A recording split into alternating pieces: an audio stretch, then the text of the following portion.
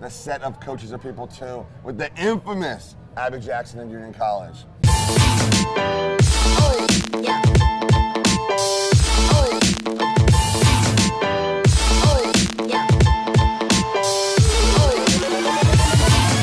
When I came out of college, I actually was hurt my senior year, and I missed most of the year.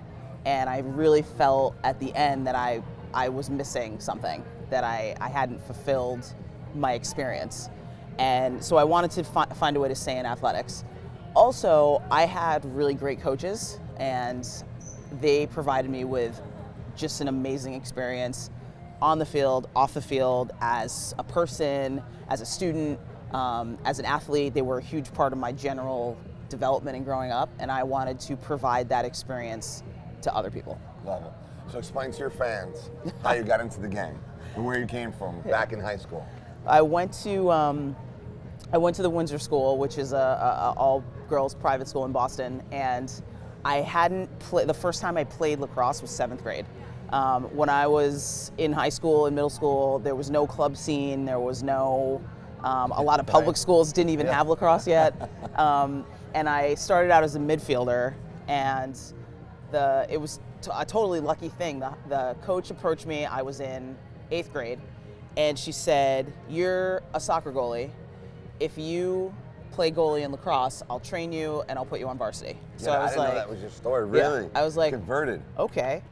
So, and I'm thinking like, put me on varsity to like collect water and like hand out like oranges at halftime or something. And I ended up, liking it and taking to it and played and just never went back to midfield. Never went back. Yeah. And then I had a captain in high school who went to Williams, and she was always so great to me and just a really nice person. She called me. Back in the day, there was like, you got a letter, right? You got letters. You didn't get any, like, there was no email or anything like that. Text, no texting. No cell phones, right? There was there was like landlines and letters, and that's it. So I played AAU basketball and I played club soccer. So that was how I got exposure to college coaches, but it was obviously for soccer and basketball. Yeah. For lacrosse, it was just high school games. Like coaches would come to your high school games and that was it. Yeah. So my captain called me up. I was a junior. And she said, "Hey, you should come visit Williams. I think you'll really like it." So I was like, okay. So I got on the bus and took the Greyhound bus along Route 2 and showed up and had an awesome time. It was like amazing. And I stayed with the soccer team, or the lacrosse team, that spring.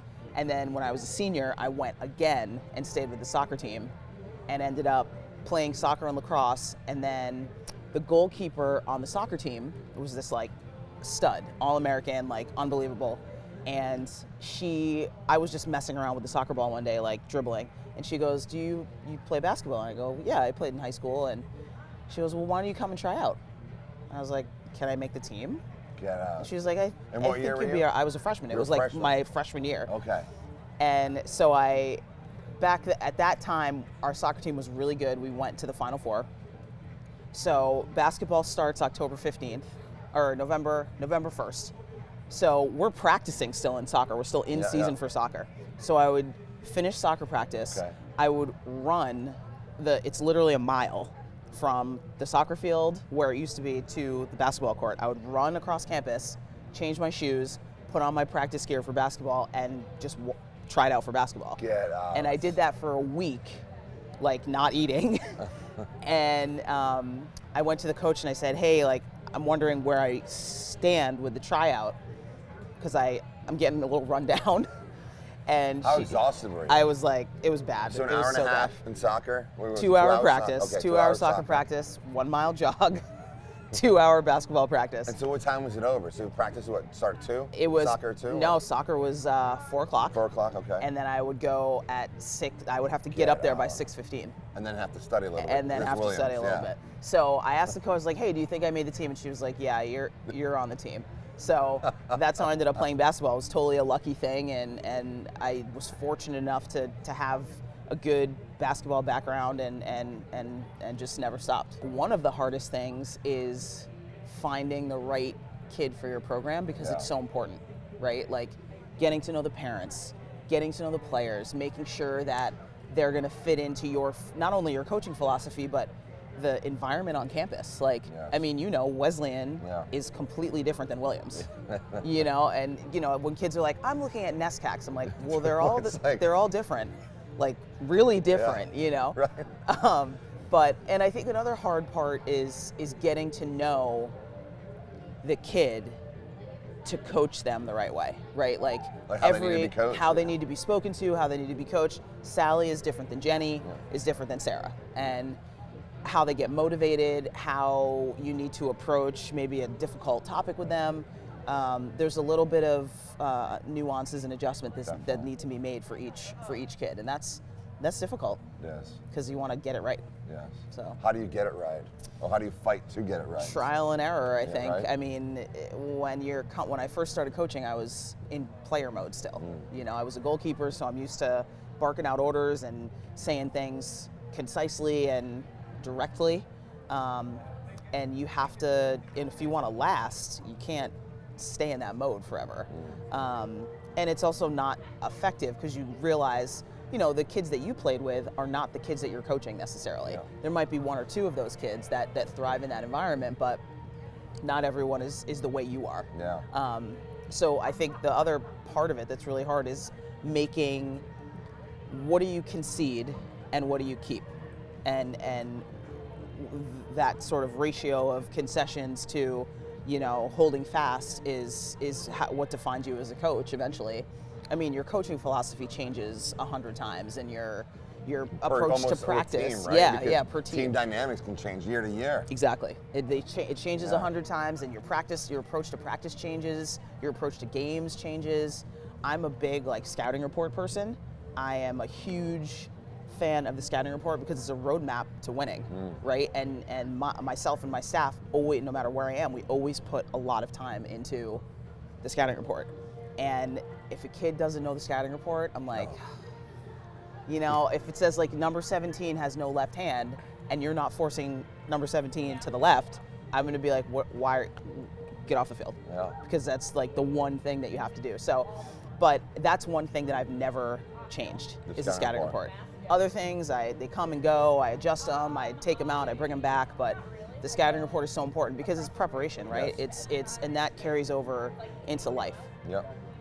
Confidence is a function of preparation. That's it's on the bottom of all of our scouting reports. Yes. It's something I really believe. If you are prepared for a test, you're going to feel confident going into it. Because you have control. You have control. If you haven't prepared, you're going to feel anxious and nervous, and what am I going to do, and all this stuff. So that's a controllable aspect. If you're ready to play and you know what's going on, you're going to have a better experience also. Yeah, we say that all the time, that you can control speed unless you're an athlete, because you can run, right, pole to pole. You don't need a trainer. Right. You can control wall ball, right. 40, 30 minutes a day, every day. And it's the easiest part. It's the easiest part. It's still today, and at this date, women's lacrosse is still a sport where you can get into if you do those two things. Exactly. And some IQ, of course. That's why I have YouTube. Right. Yeah, right? Let's think about it. When we used to play, we didn't have YouTube. No. VHS, remember that? VHS, We're not that you old. press play, you rewind. Oh, let me see that again. Okay, play again. Let me slow motion it. Yeah. It's a lot easier. Right? A lot more resources. Not anymore. Yeah, to be used. So here you go. Think about this. What would you tell your high school self today if you could? Well, don't procrastinate. Right. Don't procrastinate. I mean, there's so many things, there's so many distractions. There's always going to be something going on that is going to take you away from whatever it is you're supposed to be doing. And that gets more obvious in college. Yes. Someone's always going to the mall, someone's always going to the movies, someone's always going to hang out. Your individual responsibilities are not, other people don't care about them, right? Yes. Your stuff that you have to do, the only person that's going to remember to do it is you. Yes. And I'm a social person. I like to participate. So if there's something going on, I want to do it. But it took me a long time to figure out you can't do everything. Yeah. You have to sometimes you're going to have to stay home. Yeah. And the other thing is diet.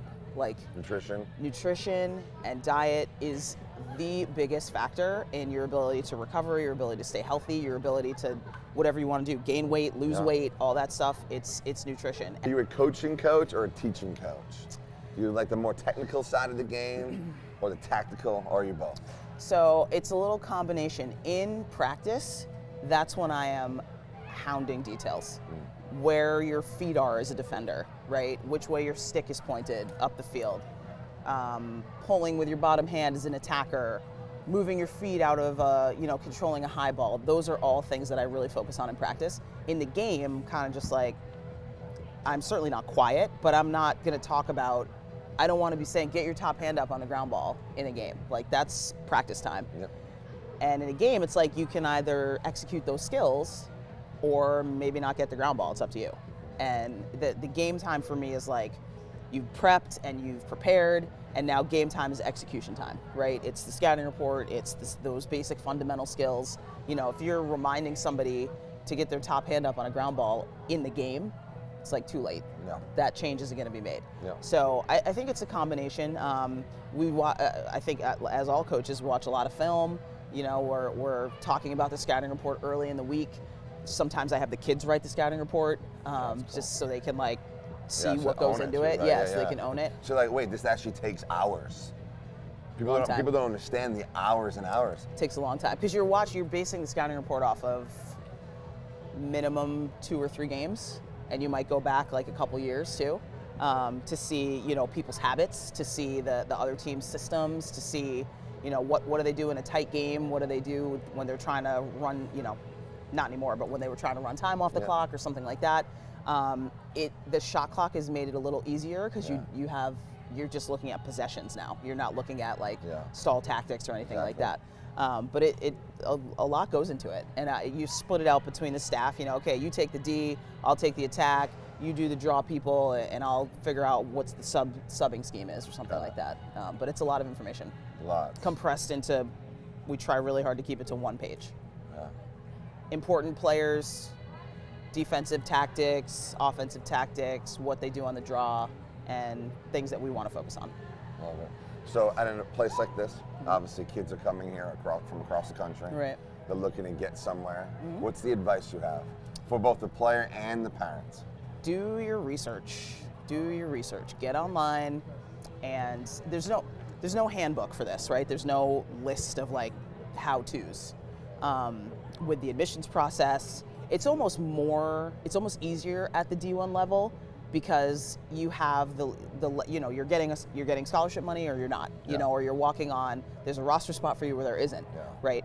At Division III and to some extent Division II as well, there's no other way to figure it out besides admissions, right? If admissions says no, that's the end of the conversation. Yes. So, and then if admissions says yes, now you have to wait for financial aid. And what does financial aid say?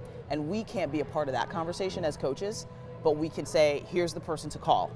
And then if you decide not to call, it's going to come down to the 11th hour. And you're like, well, we can't afford this. This is too much money. I'm like, well, the information is all there for you. I just can't hand it to you. So there is some legwork that needs to be done on the parents' side, on the kids' side.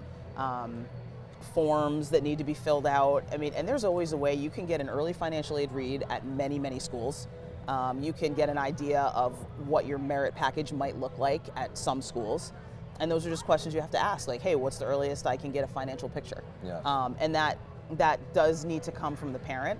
I think obviously the kid might have some idea of where they are financially, but not the whole picture. Anytime we have meetings, I always want the parent in there as well. Right, I'm not going to meet with the kid. Some coaches want to just meet with the kid. I want to meet with the parent as well because it's less of a chance for information to get lost. Right, and then that especially way on the financial side. On right? the financial Explain side, how that process works. Exactly, and some parents that might have concerns about how many kids are you recruiting in this class because they don't want their kid to get lost in the shuffle. Totally understandable, but I want to talk to both of you so you both hear me and hopefully the right information gets discussed when you go home. So, how do you get noticed as a player? Be coachable and be flexible. I think the quickest way that a lot of coaches, I think, notice a kid is, what are you doing before I give you a tip, and what are you doing after I give you a tip? Do you change anything, or do you just keep doing what you were doing before? That's what college is. It's basically a remolding of you as a player. We're going to take the best parts of you and enhance them. We're going to take the worst parts of you and try to get rid of them as quickly as possible. So if you have a hard time changing and doing things that are uncomfortable for you, you're going to kind of live in this wherever you were when you came area. And that's leads to, well, why aren't I playing more? Or why aren't I being more of a part of the team? Well, you're still making the same mistakes that you did as a freshman. You couldn't use your left hand when you came in, and you still can't use your left hand, and now you're a junior. So the ability to say, I'm going to step back and build this skill, and maybe have to do it a little slower, and maybe have less of an affect, Right. but Make the get mistake, it right. fail, Yes. to try to execute. Feel the failure. Yes. Feel the failure. You got to feel it. You can't, trying to avoid failure your whole life is not only boring, but you're not going to make any, not going to grow at all. Never grow. Yeah. Thank you so much. You're welcome. Thank you so much, guys, for watching us. Another episode has concluded.